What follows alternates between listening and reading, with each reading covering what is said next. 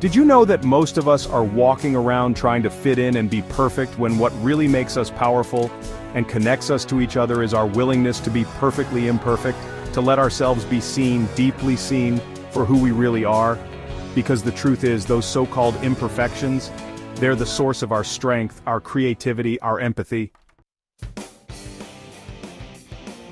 First, let's talk about why we even see imperfections as a bad thing. We're conditioned from a young age to strive for this idea of perfect grades, perfect bodies, perfect lives that simply doesn't exist. But here's the thing. What if imperfection wasn't something to fear or hide, but rather something to embrace? What if those quirks, those scars, those vulnerabilities were actually the things that made us interesting, relatable, and deeply human? The people we admire most, the ones who truly inspire us, are rarely perfect. Their imperfections aren't weaknesses, they're the source of their strength, their resilience, their creativity. So instead of trying to erase them, what if we leaned into them? What if we owned them, celebrated them, and let them become the things that set us apart from the crowd? Let's talk about one of the biggest obstacles to embracing our imperfections: comparison. In the age of social media, it's easier than ever to fall into the trap of comparing ourselves to others, to scroll through carefully curated feeds and feel like everyone else has it all figured out. But here's the secret. They don't. Social media is a highlight reel, not real life. What we see are the carefully chosen moments, the filtered photos, the perfectly crafted captions. We don't see the struggles, the insecurities, the doubts that we all experience as human beings. So how do we break free from the comparison trap? It starts with awareness. Start paying attention to how often you're comparing yourself to others and how it makes you feel. When you catch yourself scrolling through social media and feeling inadequate, take a step back. Remind yourself that you're comparing your behind the scenes to everyone else's highlight reel. Instead of focusing on what you think you lack, shift your attention to what you appreciate about yourself. Write down 3 things you love about yourself right now. Chapter 3. 3 steps to embrace your imperfections. Now let's talk about how we can actually start embracing our imperfections in a practical way.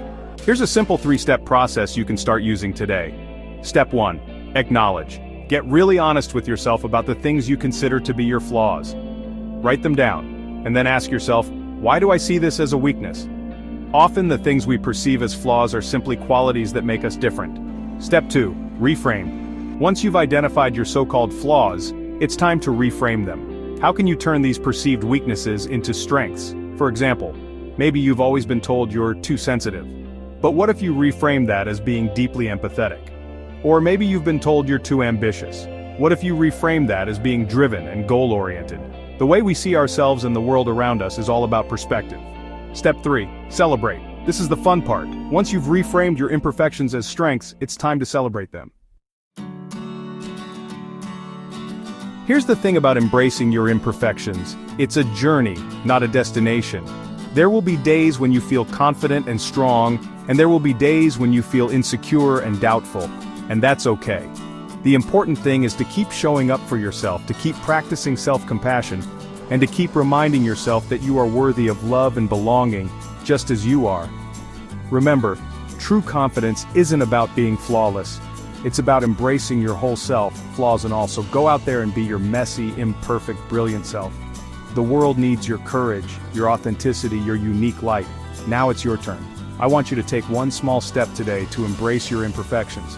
Maybe it's sharing something vulnerable with a friend, or maybe it's just looking in the mirror and saying, I'm enough. Let's build a community that celebrates real, imperfect, and confident people. Thanks for watching, and I'll see you in the next one. Please subscribe to our channel for more inspiring content.